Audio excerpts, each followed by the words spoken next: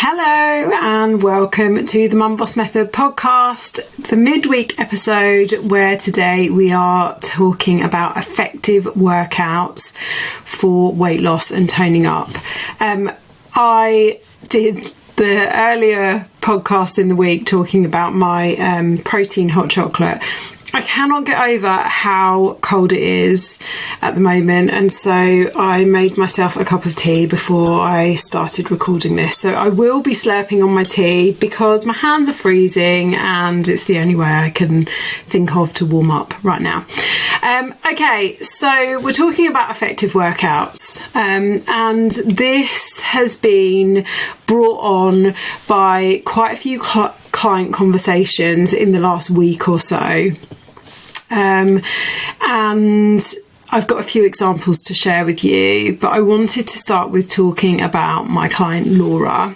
She's just started working with me, and when she started, she was doing lots of running because she loves running.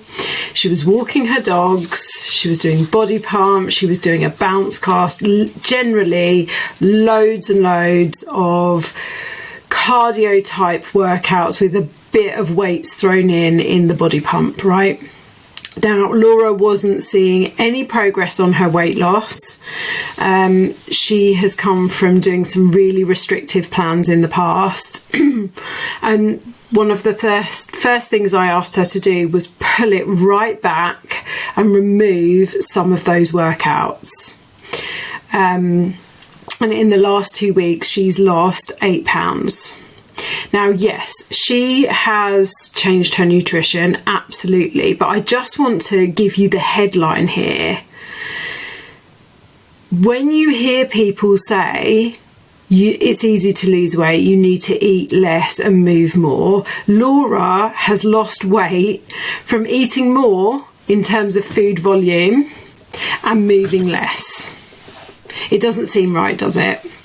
And this is because she was exhausting herself, meaning that she wasn't able to give any of her workouts 100%. And she described to me that she felt slower, she felt sluggish on her runs, likely because she wasn't fueled properly and she was already tired from everything else she was doing. And she was then overeating because she was so exhausted. So I'm going to use this podcast to help you approach your exercise to get the best results for you and your goals. And like I said at the beginning, I've been talking to a number of my clients about this, both in the at-home community and also a number of my one-to-one clients about this recently. And I thought it would be really useful for some of you if I share the examples and conversations and advice that I've given them through the podcast. I need a slurp because you can probably hear I'm croaking already. Let's blame that on the cold. Okay, so let's recap. Let's start with the advice that I don't give my clients, okay? I don't advise anyone, client or not, exercise for weight loss. And you wouldn't believe the amount of clients, the amount of women I have conversations with who say, you know, I need to do more exercise, or I'm doing this, I'm doing this, I'm doing this. Okay. I need to give you a reminder. You might not need the reminder, but I'm going to give it to you anyway. To lose body fat, which is actually what you want to lose from your body, you need to be in a calorie deficit. So you want to lose body fat, okay, as opposed to total weight. But that's another topic for another time. In order to do that, you need to be in a calorie deficit, which means you need to consume fewer calories than you expend or burn. Okay? Now, relying on your workouts to burn enough calories to put you in a calorie deficit on a daily basis would mean exercising more than most of us have time for. And this is because it's way easier to consume more calories than it is to burn enough to put you in a calorie deficit. in order to lose body fat.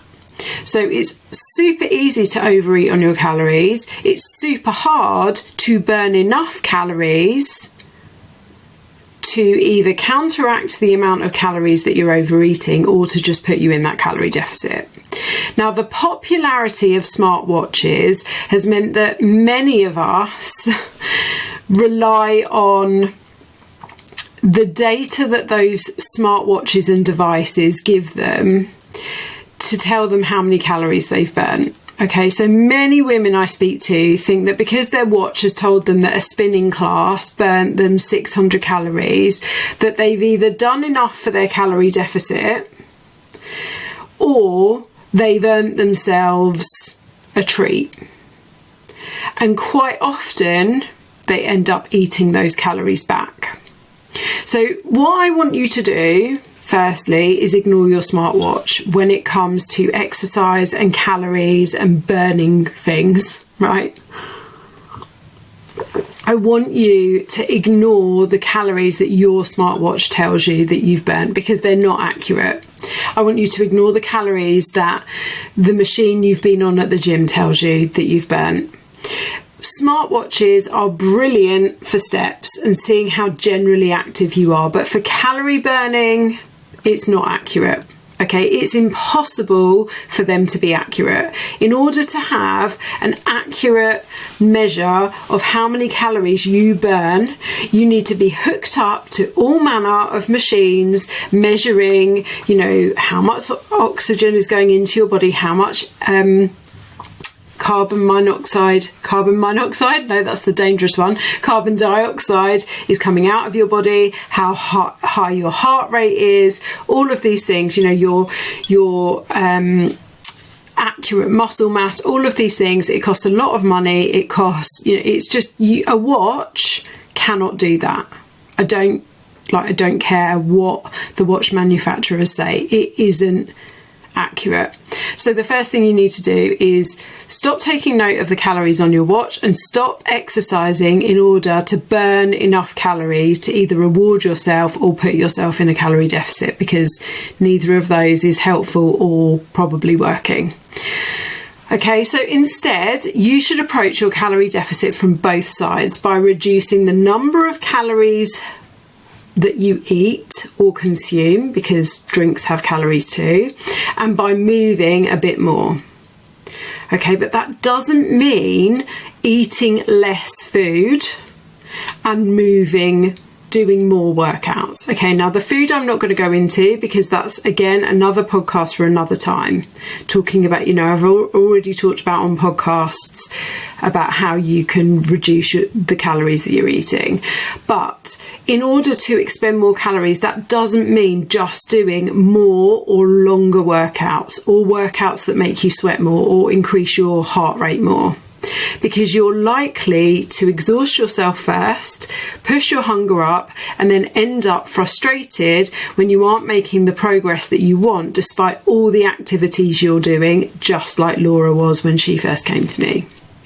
And it's also a really dangerous place to be, because it often leads to the mindset of exercise as punishment, which then creates a negative connotation to exercise, or exercise as a way of earning us food. And that's not a healthy mindset for us to have either. So the summary of that point is stop exercising just to lose weight. Yes, it has a place. Yes, I get my clients to train, but don't do it for the calorie burn. Do it, number one, because it's vital for your health, and number two, because doing the right kind of training will shape and tone your body. And I'm going to go into that in the rest of this podcast, okay? So if you want to think about the best way of moving to increase your energy expenditure, or to put it really simply, to burn calories, the best way of doing that is focusing on walking and being more generally active and aiming to get more steps and general movement into your day, because that's going to have more impact on how many calories you burn in a day than the hour you spend in the gym 3 times a week. Okay,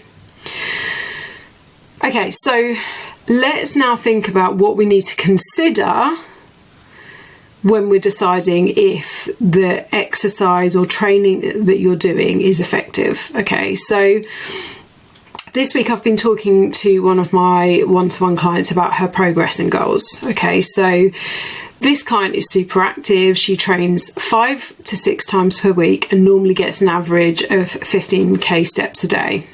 But she isn't getting the results that she wants at the moment, and that's because her training isn't effective for her goals. So this client does 2 body pump sessions a week plus a legs, bums and tums class. She does a strength training class in the gym, and she loves her gym time. It's great social time for her and she sees her friends. And I don't want her to lose that.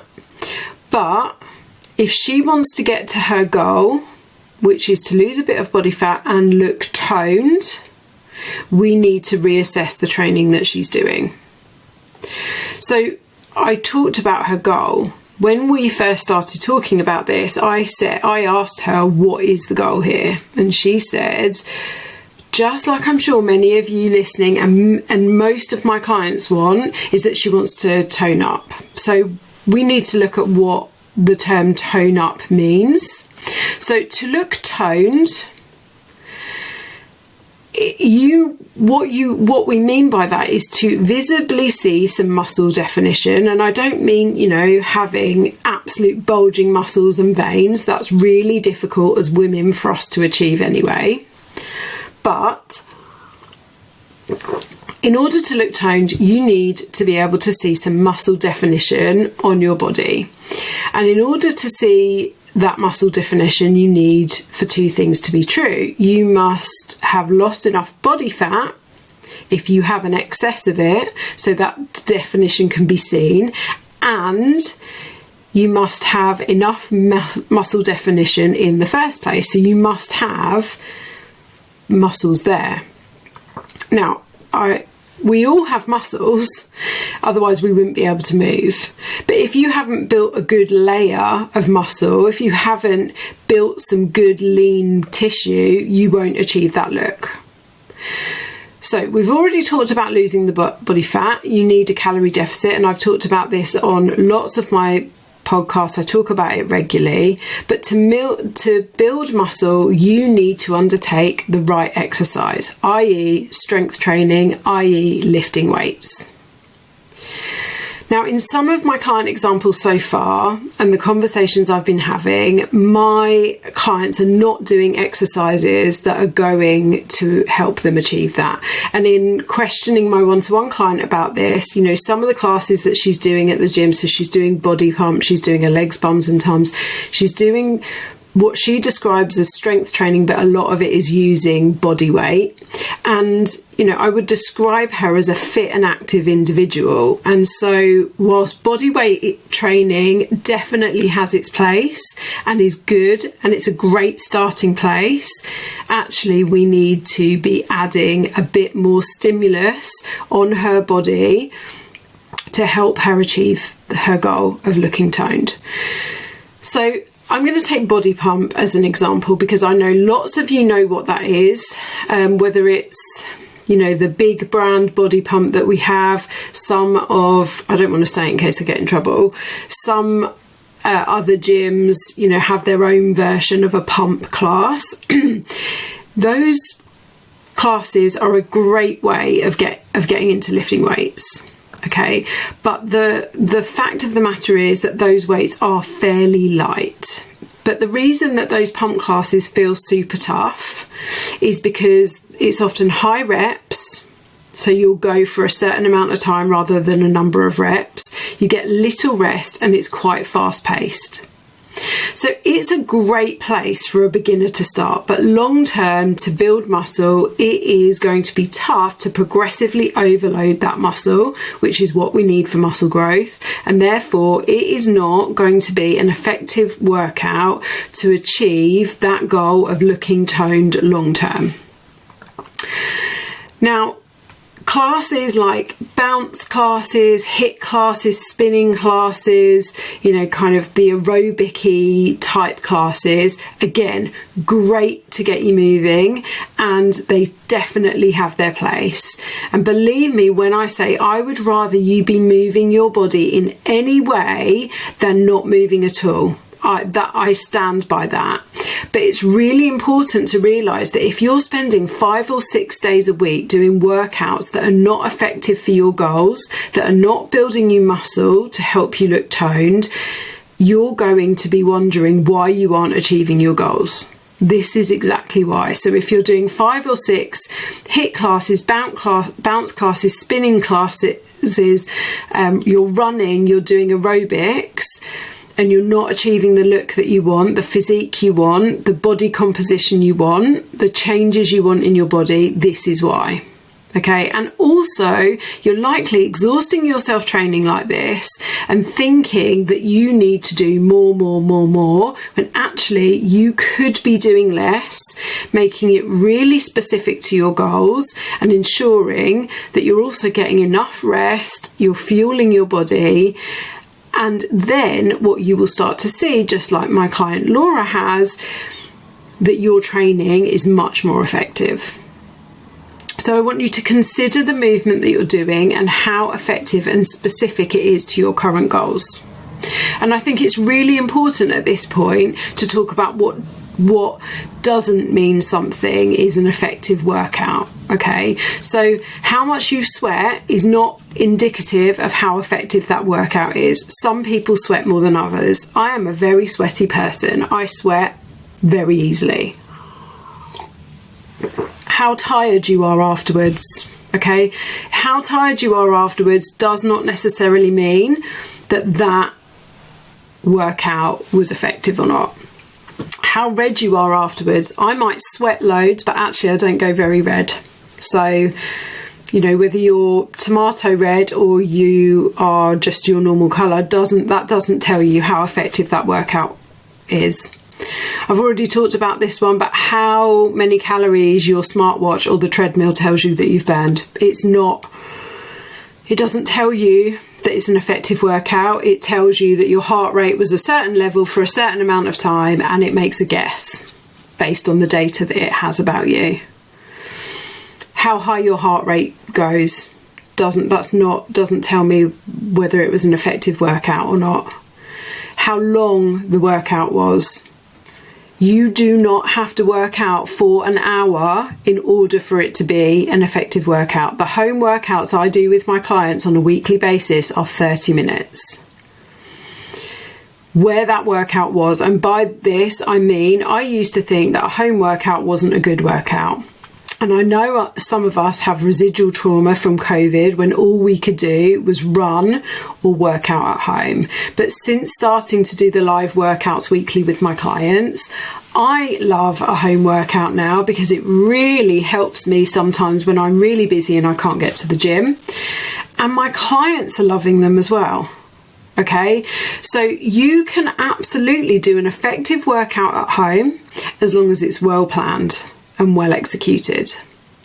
None of the things I've just talked about tell me that you've done an effective workout.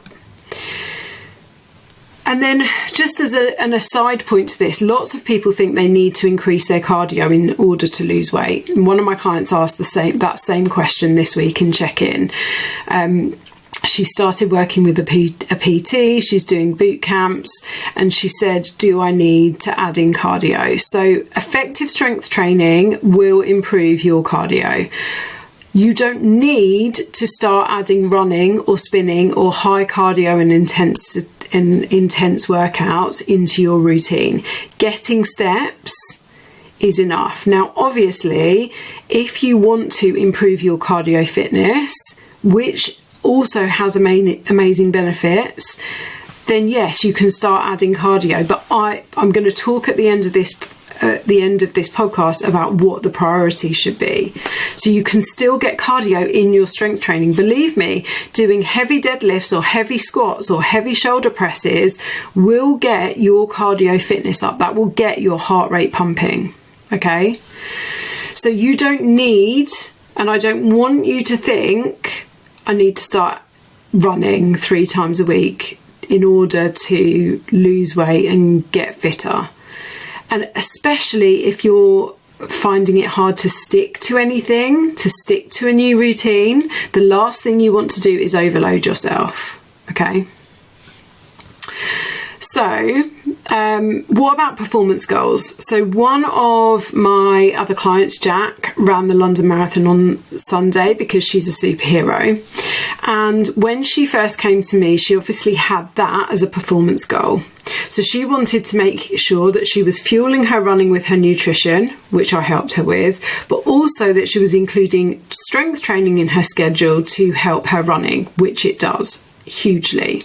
Okay, so obviously if you've got a performance goal rather than a body composition goal, rather than a weight loss goal, or you've got a goal that is, I want to be stronger, I want to be fitter, I want to be healthier, then you still need to consider how you prioritize your training. So obviously with running a marathon, running had to be Jack's priority, but strength training also needed to be included to help prevent injury and help her to get better at her running.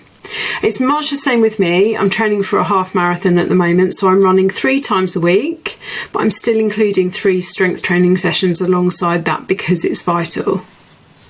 Okay, so to summarise, the first thing you need to think about is, what is your goal? If it's fat loss, you need to prioritise your calories. That's a given, okay? Because you will really struggle to achieve that goal if you don't focus on what you're eating. Then you need to focus on your steps, because that is the biggest amount of control we have on how many calories we're expending a day. Then I want you to aim for 3 strength workouts per week. And what we're then doing is, through the calories, you are losing the excess body fat along with the steps. And then with the strength workouts, you are building muscle and getting the toned look that you're after. Okay, if you have a performance or a fitness goal, then make sure your nutrition supports that you prioritise your training around it. But you should always include strength training because of the multitude of benefits it has for your health. Now, if you want help working out what the priorities should be for your goals and help with setting those up and staying accountable, then get in contact, because that is exactly what I do and I would love to help you. I hope this has been really helpful to clear up a little bit around what is an effective workout, how you achieve that toned look, and how you structure your training and your program for your goals. I've enjoyed that. Thanks for listening. Going to finish off my tea now, and I hope you have an awesome week. See you later.